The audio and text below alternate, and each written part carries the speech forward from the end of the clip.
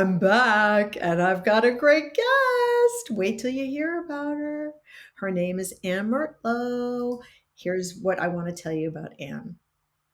She's an accomplished leader with a CEO and board experience in the corporate and nonprofit sectors. As one of the few female CEOs in the electric utility industry, she drove excellence in financial performance and technical operations and received the Large Utility CEO of the Year award from Electric Light and Power magazine. She has served in leadership roles on private and public company boards in the energy, manufacturing, and financial services sectors, including the Federal Reserve Bank of Chicago, and leveraged her nonprofit board experience into nonprofit leadership as the CEO of the United Way of Central Indiana, growing the organization to the fifth largest organization in the United Way worldwide network.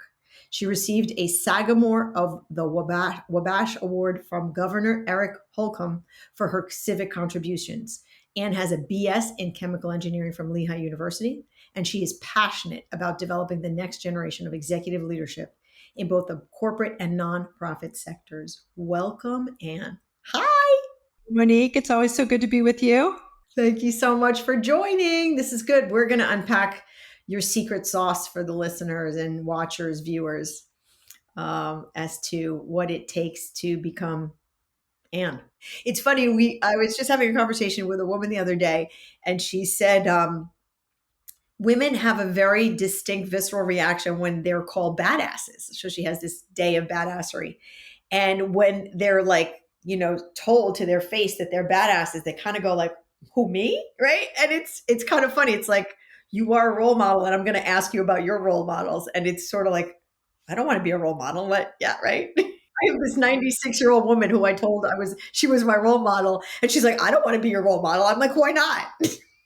You're 96 and you're still like traveling and you look like $1,000,000 and your head's all together and you've got things to say and do and you're always doing something. You go to the gym every day. I'm like, why would you not be my role model? Anyway, so there we go. We're going to unpack your role modelness. Who were yours? Who were my role models? I started with my parents. So my dad was sort of my professional role model. He was an engineer by training also. He worked in the utility industry. And he probably, in addition to sort of giving me a visible example of what it was like to be sort of both technically inclined and to be an executive, what it was like to be an executive, he told me what were the professional standards at the time.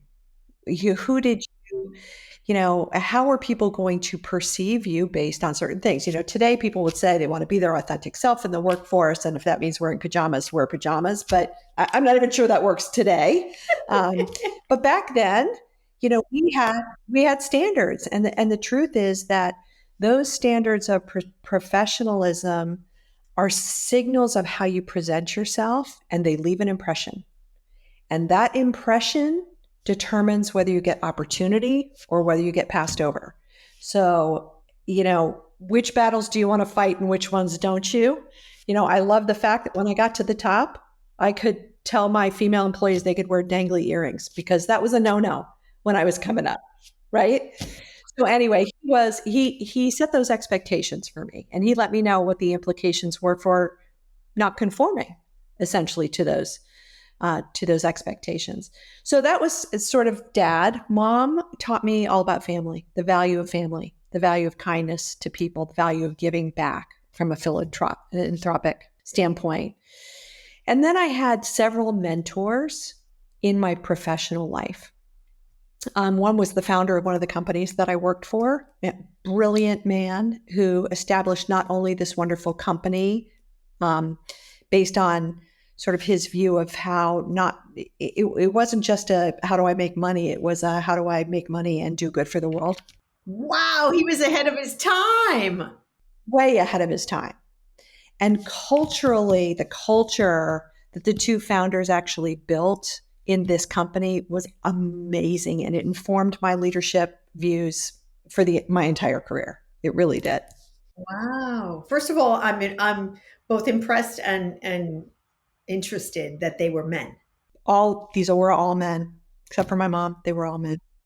Yeah, I want you. Can you unpack a little bit about what their personalities were like? Because that kind of informs how I'm going to take the next couple of questions. Like, what made them great leaders?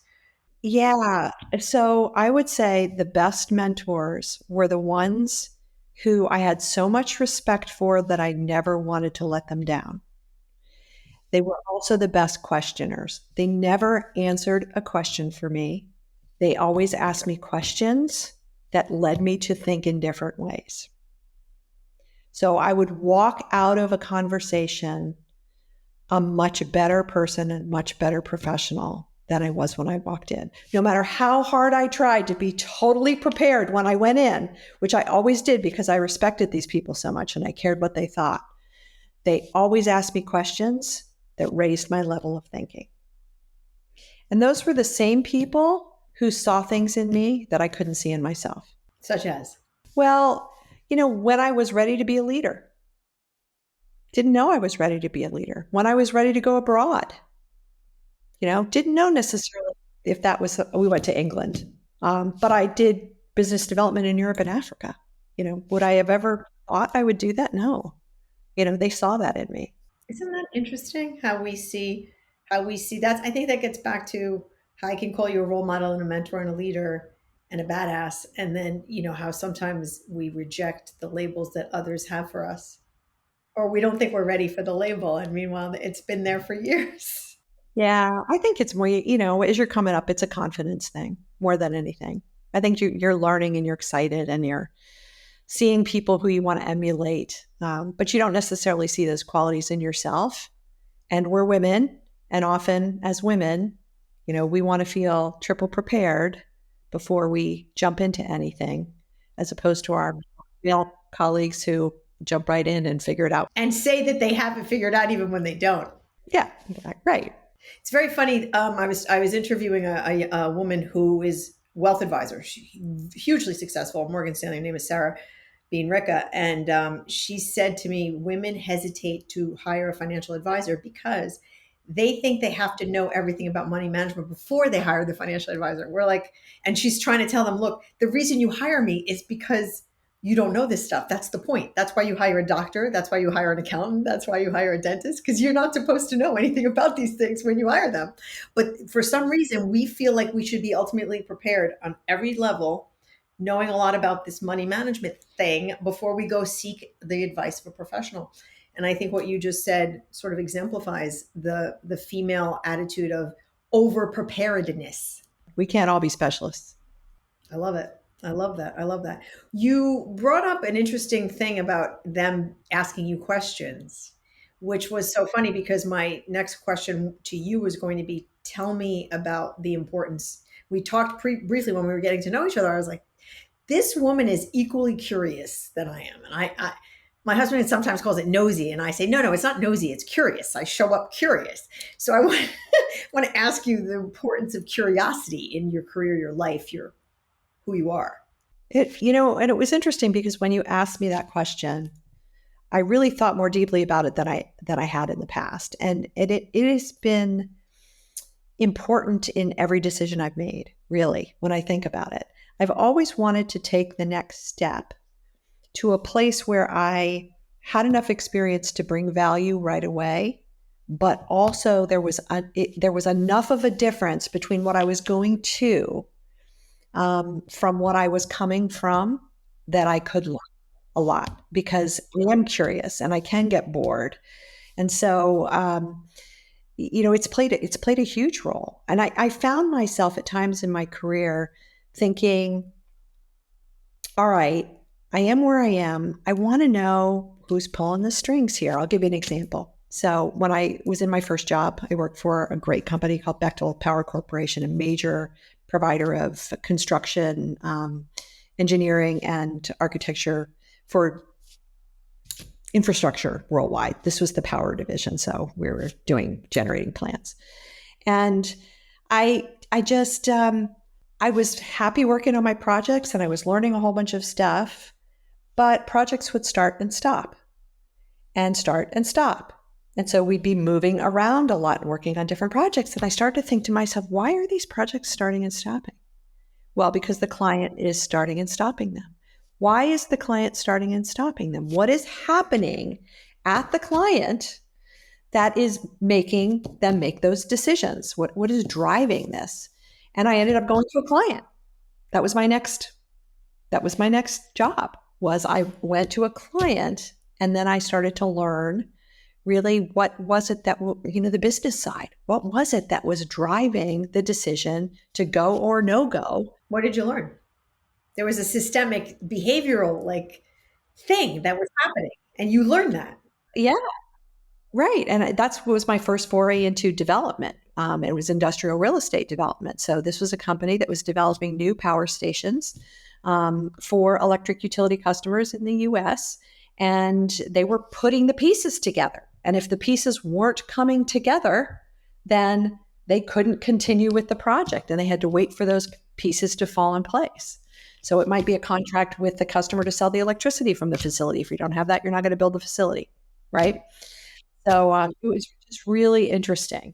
So it seems to me that your career choices, especially in construction and utilities, gee, what a female dominated industry that could be.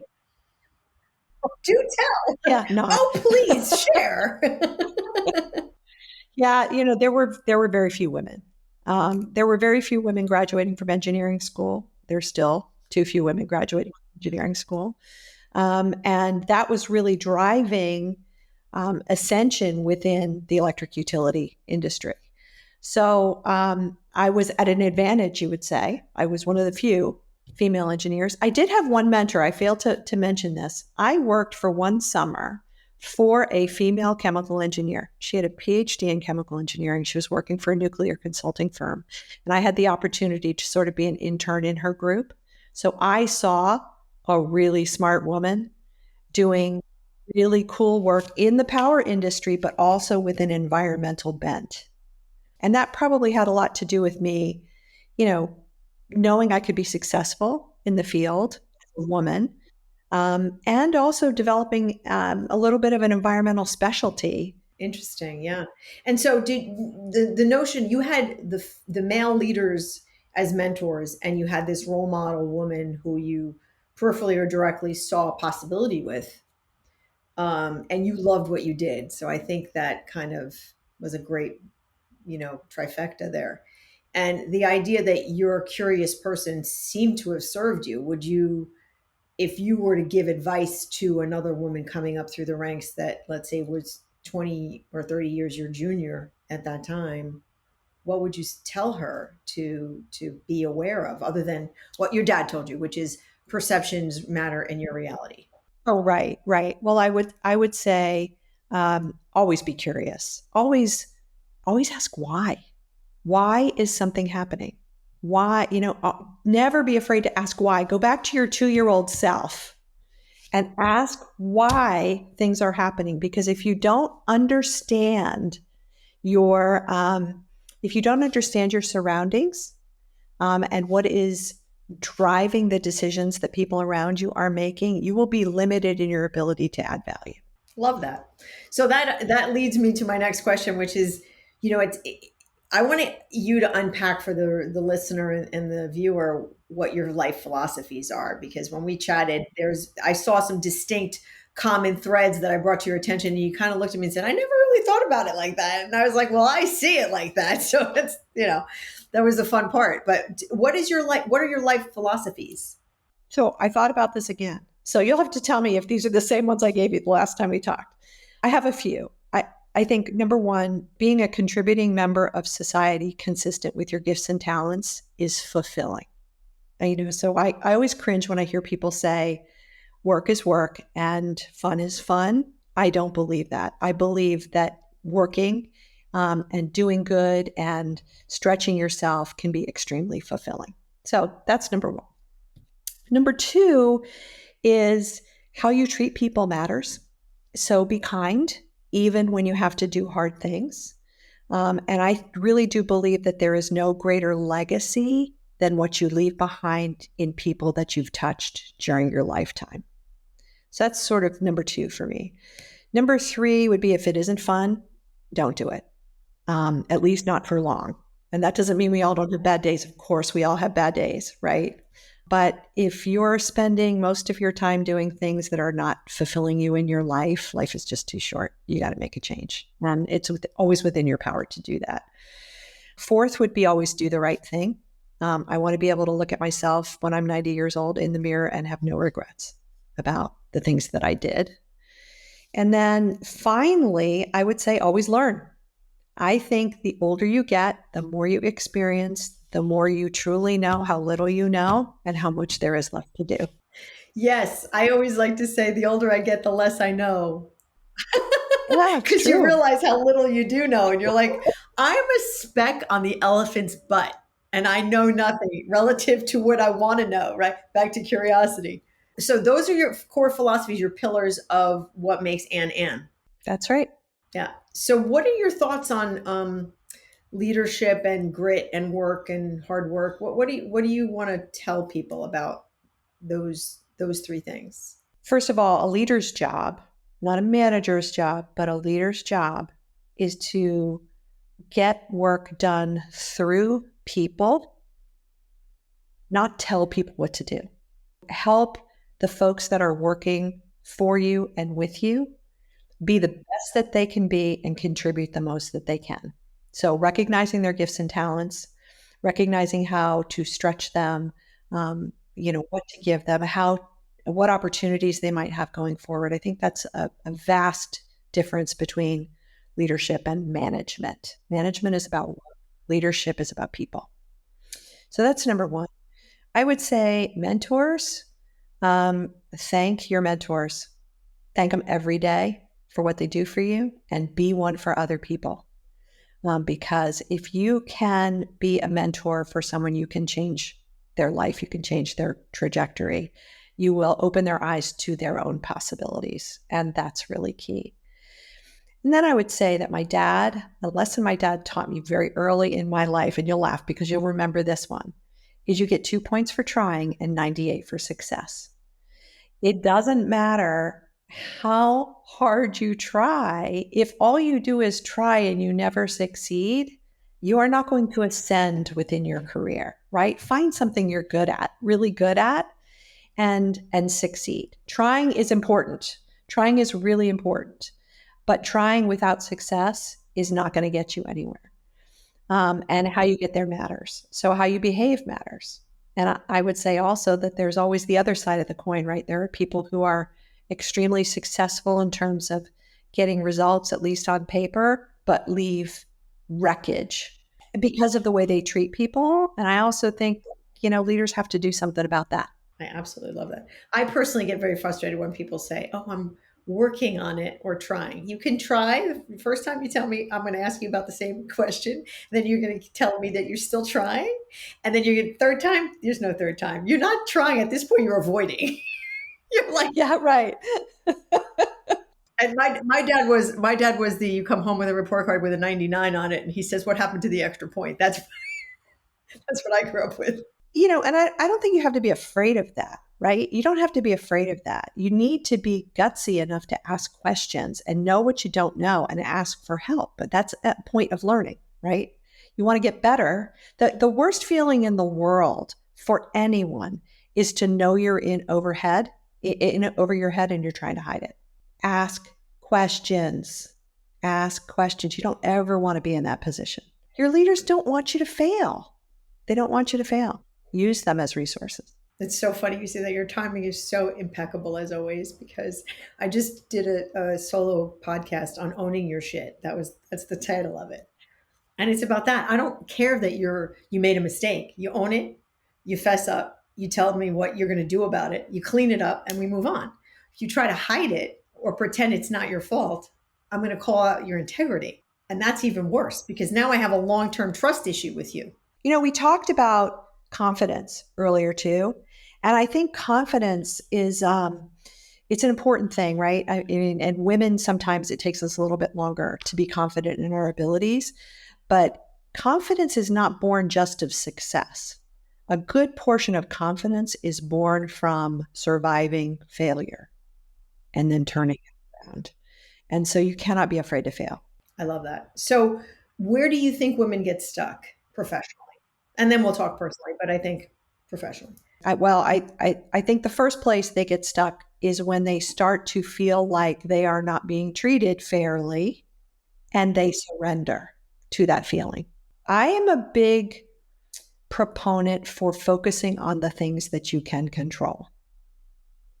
And so, when something doesn't go quite right, then trying to look inward and see the places where I can be better and maybe do something differently and take a different path to get to where I want to go.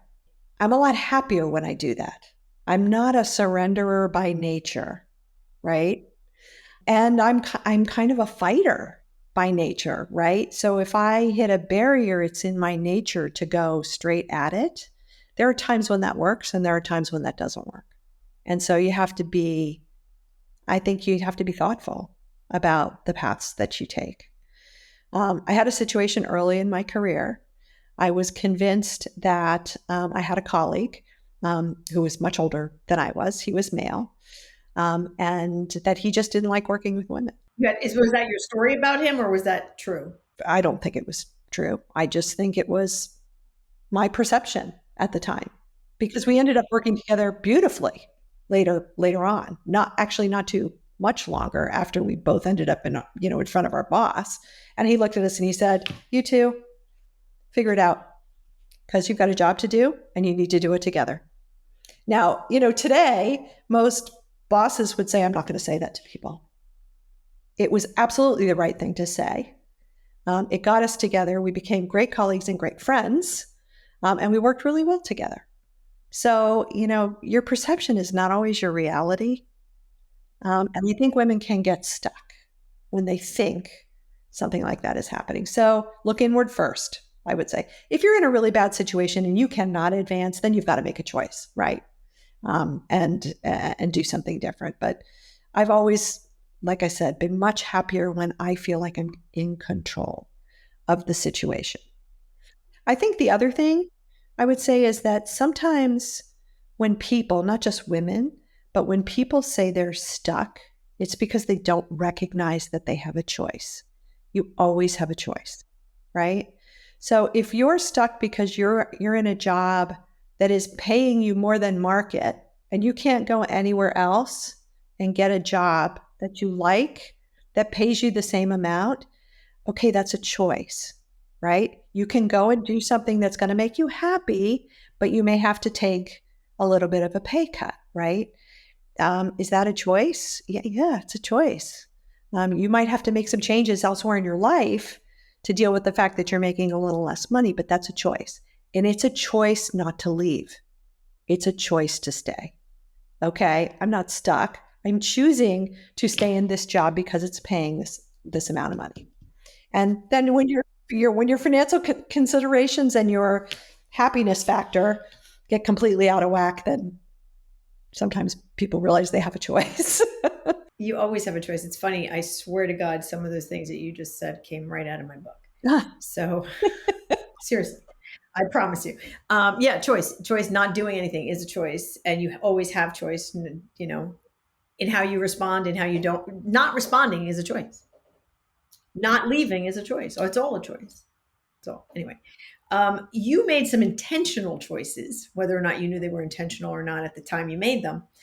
You went from corporate to boards, not for profits to boards, and I think that there are a few. I know some specific women who listen to this podcast on a regular basis who are looking to make that transition from corporate careers to paid board positions. And I'm going to have a paid board, specialist on in a couple of months. But right now, I want to ask you what that journey looked like and what you would recommend to women who are at that crossroads where they're looking to do more nonprofit paid board work. Okay. Well, I would say a couple of things. Number one, nonprofit board service helps provide an underlying foundation for what you will do in the for-profit sector, and they're a lot easier to get on. So even if you think, I don't really know anything about nonprofits, do I really know anything And of course, you have something to add because you bring your business skills to any board that you're on. So that's number one. Number two is oftentimes being on a nonprofit board as a starter, expand your network with other professionals in your community. Your network is going to be one of your most powerful vehicles for getting on a corporate board. You show people what you can do in a nonprofit setting. Nonprofits are still businesses. So what you bring to those boards are examples of what you can do when you're on a for-profit board. I got the two boards that I am on right now, both public company boards. I got through my networks. I mean, the people in those companies knew me because I was either in the industry and they saw me in action, or because they knew me in the community and they saw me in action. There are ways to get to other boards that include search firms too. But at the end of the day, your network is going to be your most powerful connection to boards. Thinking about a public company board, get yourself educated, particularly on governance. And there are ways you can do that. So there are organizations like Women Corporate Directors, the National Association of Corporate Directors, that provide all kinds of training on things like, audit committee, compensation committee, and nom and gov committees. And those committees are the ones that are required for public companies. So the more you know about those, the better you're going to do in an interview, and the more quickly you're going to be able to add value once you're on that board. Great advice. Thank you. Really good advice. Thank you. How would you describe your journey from one to the other and now where you are? From for-profit to nonprofit to for-profit again, sort of on the boards. Just really interesting, right? I mentioned earlier that I always thought about bringing something that I knew to a job so I could add value right away, but then learning something new. So going from the utility industry to the nonprofit human services industry seems like a crazy leap. And there are, I'll just never forget when I was announced as the head of United Way, the first article in the paper, in the local business journal, was about how so many for profit leaders don't survive when they go to the nonprofit sector. It's just garbage. Oh, geez, Louise. I mean, a nonprofit is a business. It is a business. And all the strategy experience that you bring, all of the financial experience that you bring, all the leadership experience that you bring benefit that nonprofit in ways that will benefit your community for years to come. So, don't listen to the haters, I would say, for sure. There's always going to be the haters. You could choose not to listen, right? You could choose not to listen, right? Don't let it get in your head. Don't let it get in your head. The little voice inside your head is not going to be very fun. Yeah. So, what would you say to your 30-year-old self if you had a chance to talk to her? I say it to my daughter all the time.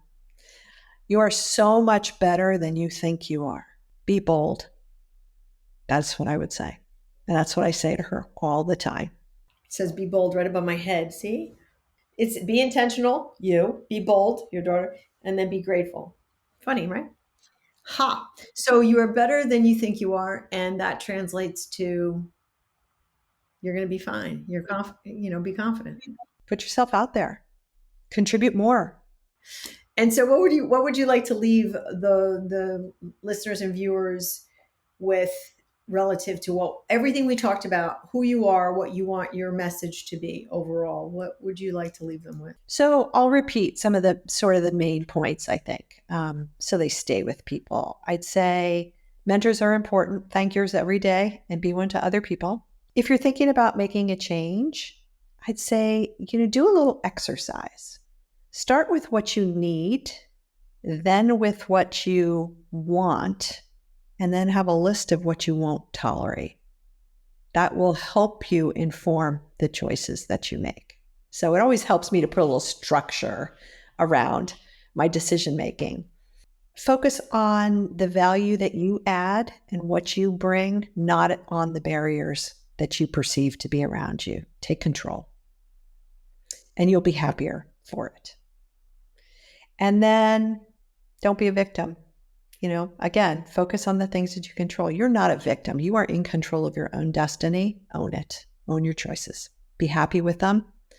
And if something doesn't go the way you hoped it went, then look back at it, learn from it, and let it go. something women have trouble doing. Let it go. Well, that was a masterclass. Thank you, Anne. Thank you for the opportunity. I always enjoy our conversations, Monique. It's so much fun. I see. I have I love this podcast. I love it because I'm an incredibly curious human, and I love talking to women that are. I call it up to something. All women that are up to something are people that I want to talk to, and I've had an enormous. I get enormous joy out of talking to people like yourself who are lit up and intelligent and doing stuff and teaching our future leaders and giving great advice in the world and making a difference. It's like the whole package, the whole package. Thank you for the opportunity. I really appreciate it. Absolutely. So, possibility seekers, just to summarize, we're going to have takeaways on everything that Anne very nicely wrapped up for us in a bow with to-dos and structure and processes and recommendations. They're going to be in the blog.